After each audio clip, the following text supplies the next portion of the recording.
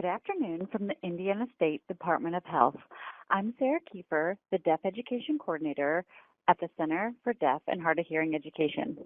On behalf of the PASS project of the Bloomberg Center at Indiana State University, Indiana Hands and Voices, and the Center for Deaf and Hard of Hearing Education, I would like to welcome you to our webinar series, Affecting Positive Outcomes for Children Who Are Deaf and Hard of Hearing. While participating in the webinar, if you have any technical issues, please refer to the technical assistance portion of the email you received containing the information on how to access this webinar. Professional growth points are also available following this presentation.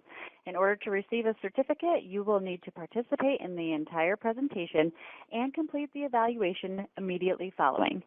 Thank you for participating in this EPO webinar. The presentation will begin shortly. Hello, and welcome to the webinar, Listening in Spoken Language, What You Need to Know. I'm Terry Willett. I'm a deaf educator and currently serve as the Director and President of St. Joseph Institute for the Deaf. I'm also a Listening in Spoken Language Certified Auditory Verbal Educator. I hope that by the end of this webinar, you'll have a good grasp of the philosophies and basis of listening in spoken language and the role it can play in the education of young deaf and hard of hearing children. We know that hearing children begin the process of listening and learning in utero. Research shows that detection and discrimination of sounds, especially those associated with pitch and rhythm, are developing nicely by birth. At birth, babies are primed to understand such pragmatic concepts as turn-taking in conversation, eye contact, and joint attention to a shared subject matter. Semantics refers to the many ways words can have meaning. It begins with joint attention and nomination, or labeling. But within a short period, a single word can serve several semantic purposes. For example, the utterance mommy can mean, I see a mommy, I want my mommy, this belongs to mommy, etc. These concepts of how words work develops quickly in the first 2 years of life, so that children begin to learn and understand new words with only a single contextual exposure. This process is referred to as fast mapping and has embarrassed every parent who hears their child use a curse word in context. Lexicon refers to the whole body of a person's vocabulary. By kindergarten, a normally developing child learns 10 or more words a day, and by first grade, their total number of words can be well over 25,000. Syntax or grammar is learned naturally by interaction in contextual situations by the time a child's about 7 years of age. Children who have continually heard poor grammar over that period will struggle to learn grammatical structures later in life and apply them only with structured practice and conscious thought, as any middle school English teacher can attest. The first 3 years of life are the most crucial for language development. It's during this time that the auditory cortex of the brain is processing information to be managed in the language centers. Neurological connections that are not regularly used are pruned away. Because of this, a child who doesn't have auditory access to speech information by 3 years of age begins to lose the neurological ability to process that information. Latency measures calculate the time in microseconds that the brain can process information. In this case, we're looking at auditory signals, how long it takes for the brain to move an auditory signal from the ear to the language processing centers. For children who gain auditory access within the first 3 years of life, the brain actually catches up, eventually attaining latency measures near normal speed of processing. But after a certain point, somewhere between 3 and 7 years of age, the brain can never recover the processing speed necessary to easily manage auditory access to language. This is why a later implanted child will always struggle to process sound compared to a child who's implanted before 2 years of age. All spoken languages rely on bits of auditory information to relay meaning. We refer to that as morphology. For example, ing or ing is a morphological marker for verbs and gerunds in English. Spoken English is difficult in part because many of our markers are difficult to hear. For example, the marker final S carries more than 30% of our English grammar by marking plurals, verb tenses, possessives, and auxiliary verbs. In some other languages, more morphological markers are actually vowels, which are easier to hear, or they include redundant information, like a change in the article or adjective to indicate plurals. That's one of the reasons why English can be so challenging to learn. It's essential that children who are attempting to learn spoken English have the auditory skills necessary to hear and process the morphological markers we use for syntax and grammar. So the question then is how we educate children who are deaf or hard of hearing. Academic achievement is based on access to the curriculum achieved through communication, language, and literacy. Access to language can be through vision, auditory, or combined sources. Historically, the auditory method meant using visual, tactile, and other cues to produce spoken language. Those methods were often less than successful, as the information was neither clear, or consistently accessible.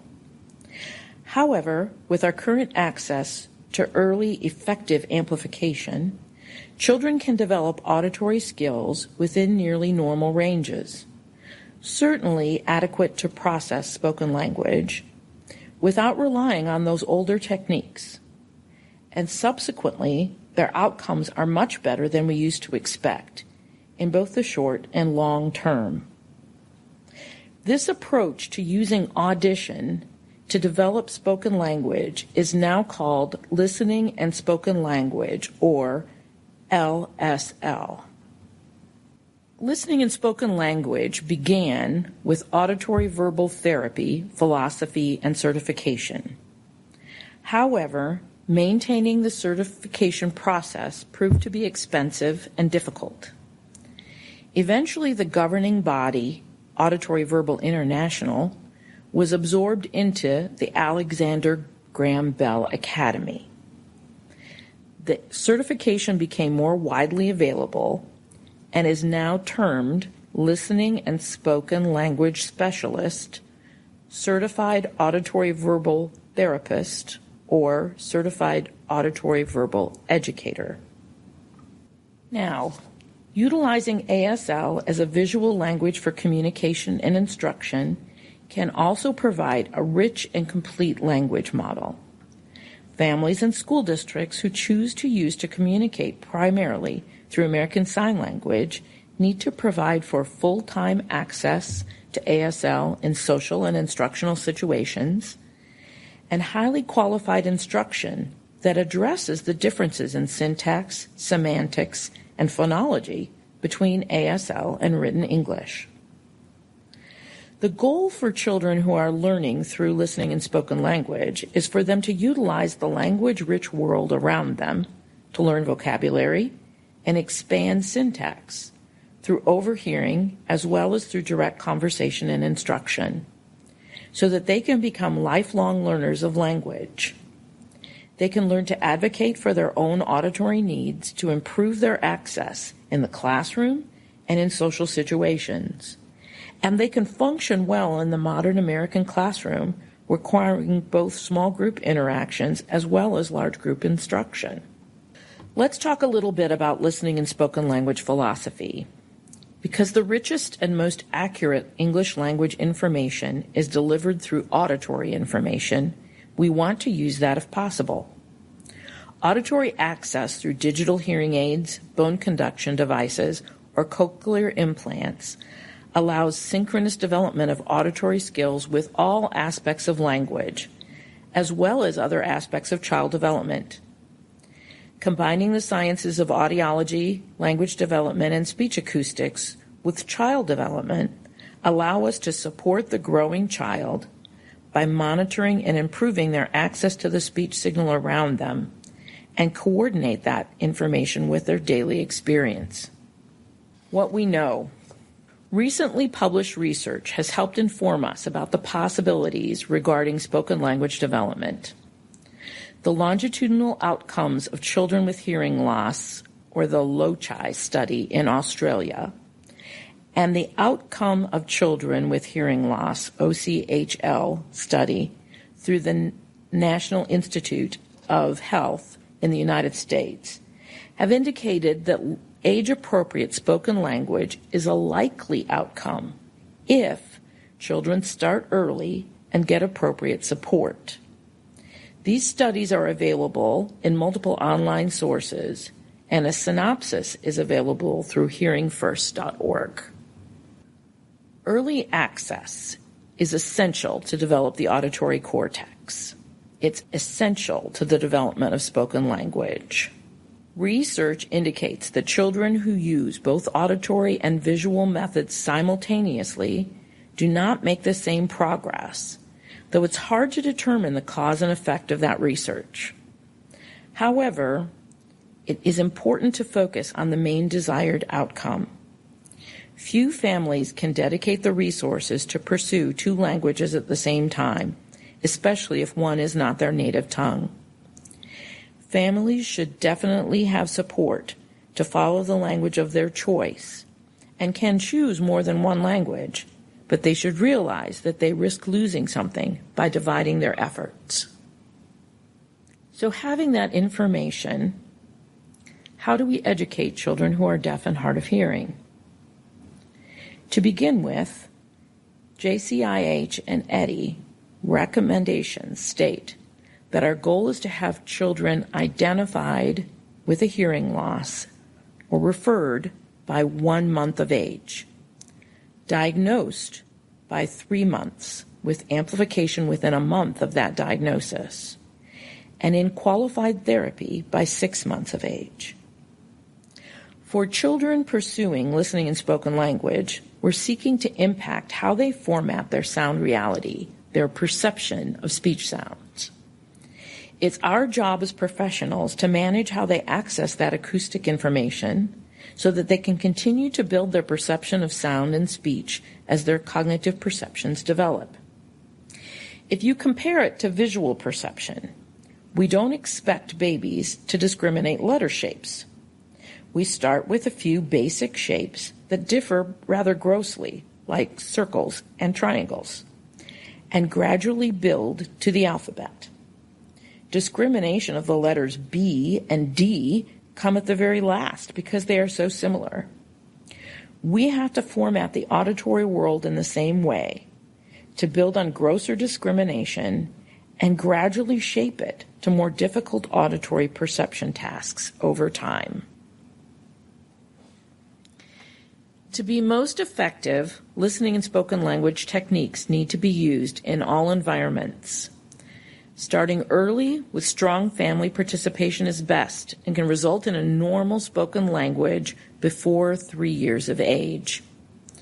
A later start, less participation, or additional disabilities will require daily intensive therapy delivered in all educational environments for a longer period of time in order to have successful language outcome. Several specialists prescribe at least an hour of therapy per day for each year of language delay. So listening and spoken language therapy is going to focus on the best amplification as early as possible. And since we know breakdowns in equipment are common, we're going to check that equipment regularly, as in several times a day, and teach caregivers to do the same. We want working amplification on that child all waking hours as soon as possible to ensure access to sound that will develop the auditory cortex. It's important to involve the parent to manage the auditory environment for their child. It's important for them to know how much background noise and reverberation exists in their home environments.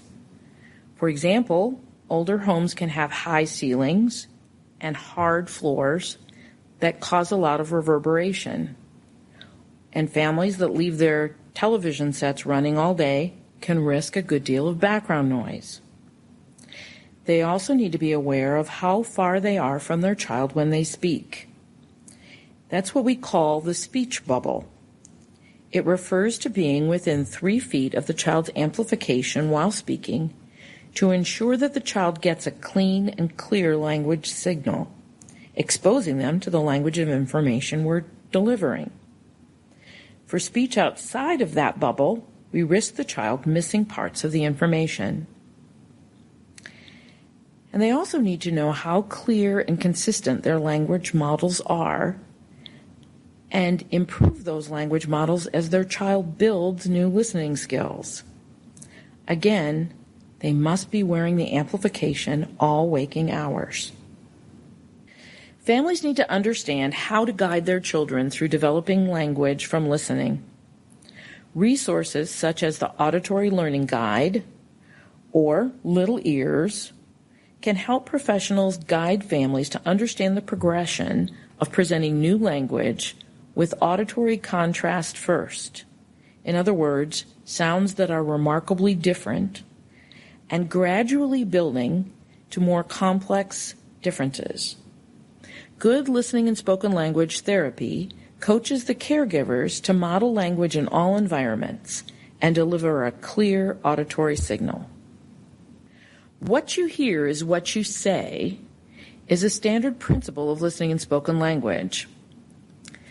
We listen closely to a child's speech production to help us understand what the child hears, what frequencies might be more difficult for them to access. Then we make those frequencies more available through amplification changes, environmental adjustment, and management of the speech acoustics of those properties. For example, we might notice that a child doesn't use an S sound at all. However, when we're within 3 feet of the child, they can imitate an S. We would then look at improving amplification if possible and keeping therapy interactions close by to be sure that the child can hear the S in speech and develop the connected language concepts, plurals, verb tenses, etc. I have heard the criticism that listening and spoken language focuses on speech rather than on language. This is a myth. Listening and spoken language views a child's speech production as a measure of their auditory perception. For example, that child who leaves off a final S probably doesn't hear it, and either amplification or the acoustic environment needs to change in order to give them access. It's not important that they have a beautiful S. It's not that we want pretty speech. It's important that they hear that final S often enough to understand the grammar that's associated with it, the plurals, the verb tenses, the possessives, etc. We're trying to improve their language by using the auditory skill development that we can measure through their speech production. What we know. Again, both the LOCI and the OCHL studies we mentioned earlier show that children whose families get highly qualified support early, who learn how to maximize their child's auditory learning, make better progress in spoken language. So what does this mean about educating children who are deaf or hard of hearing? Children who have consistent auditory access from well-trained providers can make more than month-to-month language progress. That means that in 6 months' time, they can make 7 to 8 or more months of language process. Indeed, at St. Joseph Institute, we've seen students make as much as 2 months progress for every 1 month of time. And in a year of therapy, they gain 2 years of language usage. This gap closing process means that they effectively close the language gap with their hearing peers. We can and should expect them to score within normal ranges in all aspects of language, at least by kindergarten. No matter what approach a family decides to use, they need support so that the child has the same expectations, approaches, and access at home and at school. We often assume that since families use spoken language at home, their children have access. But much of the time that simply isn't true. Families need training to understand how to lead their child through a process that is as individual as each child. To achieve that, listening and spoken language specialists believe in the following: close collaboration with the audiologist, using functional assessment daily at home and at school, and working with a parent to teach techniques like conditioned responses to better achieve amplification programming. There are certain techniques that listening and spoken language providers use to maximize auditory skills and language learning.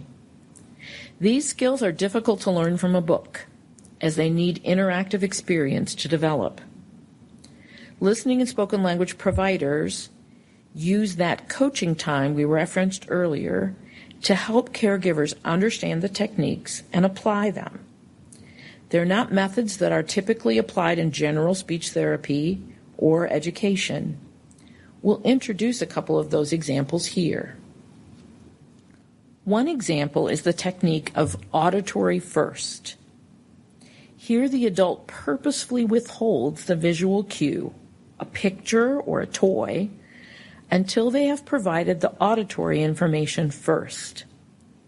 It may involve hiding a toy in a bag or a box while you name and talk about it verbally. Like this: I have a train. It goes choo-choo-choo. It's a big train. Do you want to see it? The purpose is to focus the child's attention on the auditory information before being distracted by the object. Another example is to read the page of the book before showing the picture. You can then repeat the words or point out the key aspects as you show the picture to the child, but you give the auditory information first. Another example is the technique of covering or positioning. This encourages the child to focus on the speech sounds rather than mouth positioning. Traditional lip reading can lead to poor vowel production and poor voice quality. So early focus is on producing what you hear rather than trying to imitate what you see. As with auditory first, visual support can be added if a child needs it, but the auditory always comes first. Sandwiching techniques are not new and are used in all kinds of teaching. You present new information, pair it with known information, and then return to the new information to emphasize it. This is the same technique we use with auditory skills. We present an appropriate model, a new word or a more complex sentence, whatever, and then come back to it with more information. That could be a picture, a verbal explanation, chunking the sentence into smaller pieces, or even adding a clarifying sign. And then we return to present the auditory model again in its correct and full entirety. The purpose is to keep that complete target in the child's mind as the goal of the exercise. For example, you might model, "We went to the zoo today and saw a huge tiger." If the child only repeats, "saw a tiger," you would go back and chunk, modeling, "We went to the zoo today." The child repeats it, and then we say, "and saw a huge tiger." The child repeats it. Then you, as the teacher or parent, would repeat the full model again.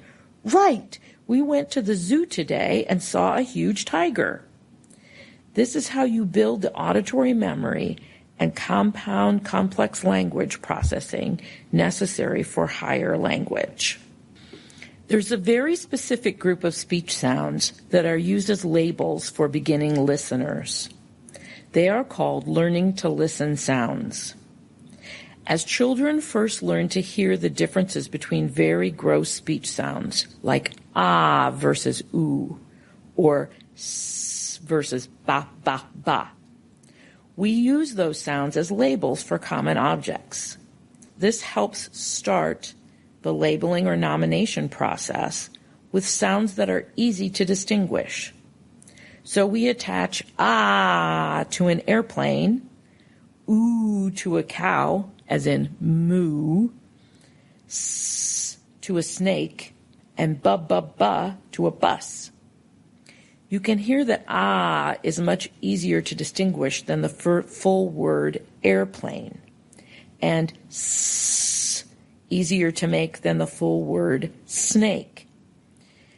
So learning to listen sounds form a good starting point for beginning listeners to attach meaning to sound. There are actually lists of learning to listen sounds that make good starting points. As the child learns to discriminate those easier sounds and associate them with actions or objects, we begin to introduce real words in place of the sounds. I have heard the idea that learning to listen providers never use pictures or objects in instruction. That's a myth. Of course we do. The point is that we need the child to focus on the auditory signal before they are distracted by the visual ones. So we present the word or words first, then add the visual information, and then repeat the words again in context to reinforce the connections between auditory information and the visual. Let's talk a little bit about what it means to be a listening and spoken language specialist. It involves specialty practice that goes beyond the first licensure. You might think of it as the difference between a general practitioner and a specialist physician. The first question I'm often asked is usually what's the difference between a certified auditory verbal therapist and a certified auditory verbal educator. The major difference is that AVTs or therapists work mostly with parents and mostly outside of a traditional school setting. Auditory verbal educators are more likely to practice in a school setting, not necessarily with parents present, though they do still focus on parent education and participation.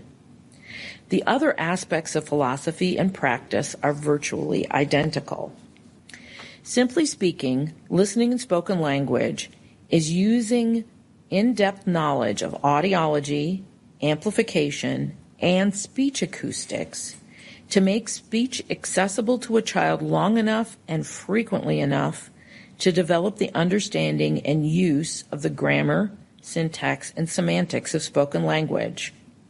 The purpose is to impact the child's long-term mastery of language so that we can improve their access to academics and lifelong learning.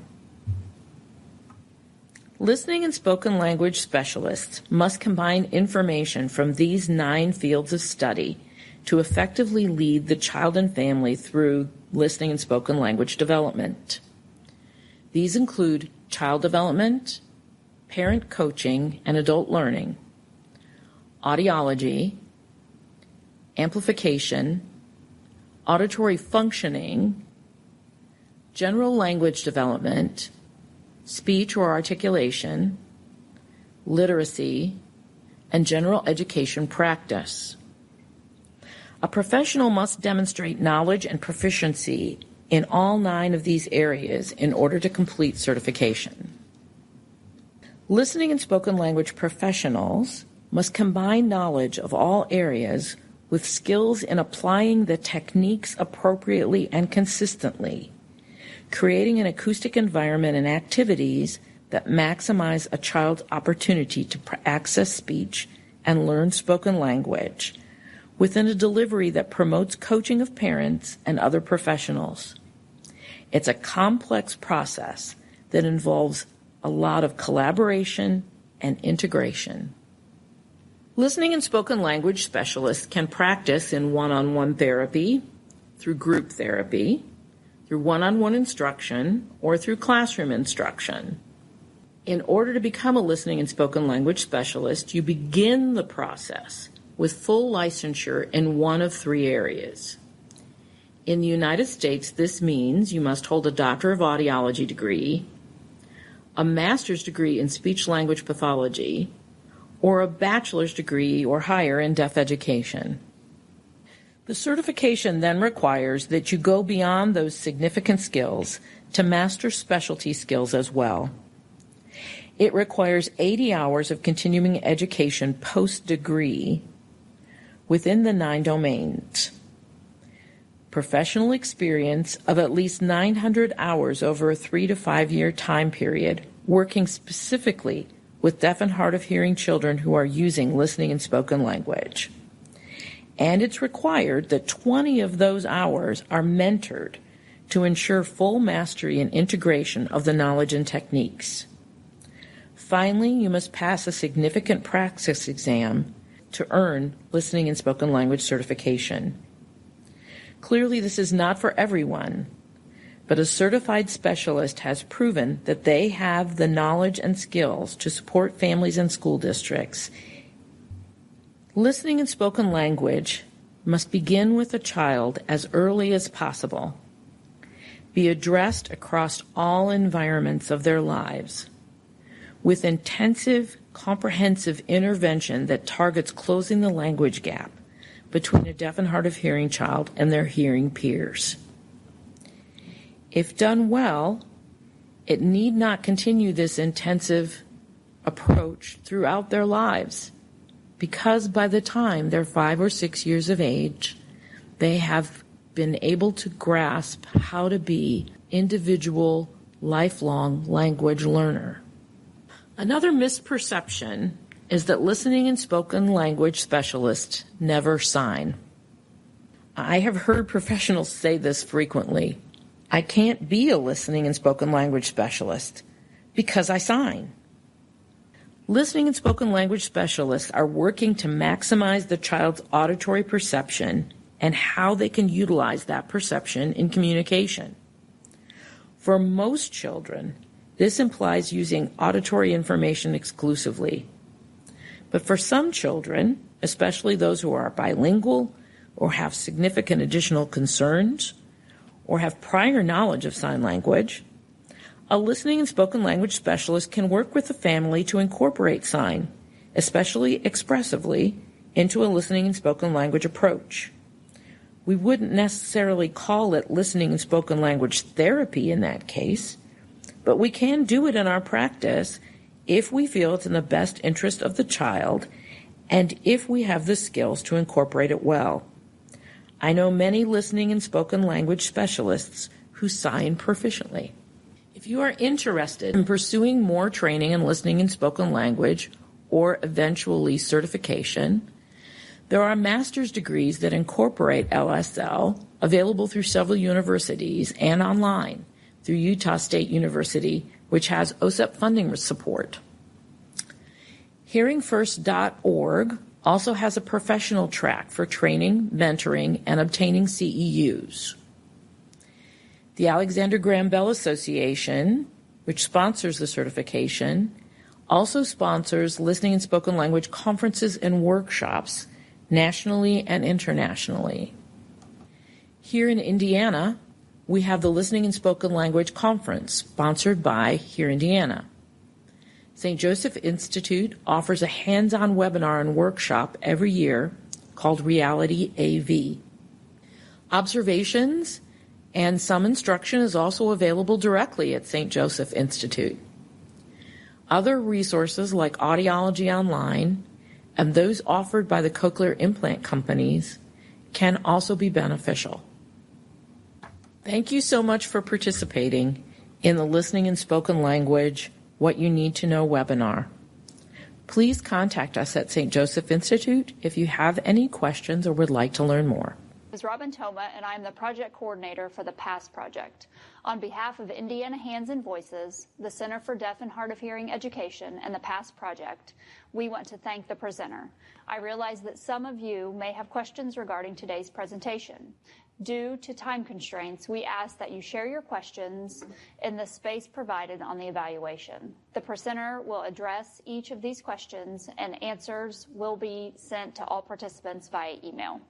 In order to receive a certificate of attendance for participating in today's webinar, you will need to take a moment to complete the webinar review and evaluation. The link to complete this survey was sent to you in the same email as the webinar link. The survey includes 2 questions that ensure completion of the webinar and additional evaluation questions. We are asking that you complete the survey by this Monday at 4 p.m. Certificates of attendance will be sent via email in 1 to 2 weeks. If you have any questions regarding the webinar review and evaluation, feel free to contact Robin Toma. We want to thank you for participating in today's webinar. We hope that the information provided will benefit your practice. We look forward to your participation in future webinars and trainings.